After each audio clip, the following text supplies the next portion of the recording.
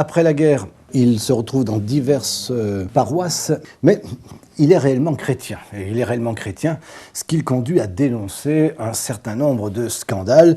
Et il n'hésite pas. Alors ça passe du viol pratiqué sur les orphelins d'une institution bien connue, dirons-nous pudiquement, à la séduction de petites domestiques mineures, en passant par la fornication d'un certain clergé avec des dévotes fortunées, la captation d'héritage, la simonie, c'est-à-dire on paye pour avoir des fonctions cléricales, et il les fait éclater, ces scandales, dans des brochures retentissantes.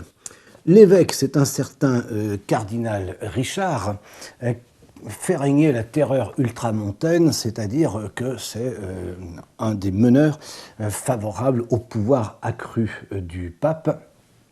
Et finalement, comme l'abbé Julio a le malheur de poursuivre en justice pour escroquerie deux laïcs protégés par l'évêché, il est nommé par disgrâce dans la paroisse Sainte-Marguerite le 28 février 1885.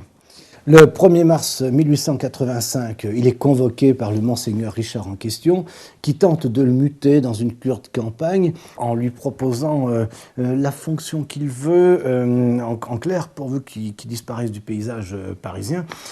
Et l'abbé Julio refuse à ce moment-là. On lui interdit l'accès aux hôtels. Finalement, il démissionne au cours de l'année 1885 de l'Église catholique romaine. Il faut savoir qu'à l'époque, le clergé étant payé, si on se retrouve hors du clergé, compte tenu de la situation politique, c'est-à-dire d'anticléricaux d'une part et puis de religieux catholiques d'autre part, si on est dans aucun des deux camps, on est dans une position fort inconfortable. On essaye même de lui envoyer une fille facile avec mission de le séduire, ça échoue, voilà pour les petites anecdotes.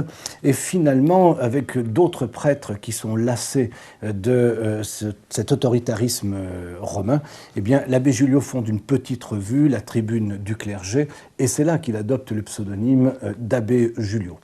Il survit en donnant des cours de français, de latin, etc.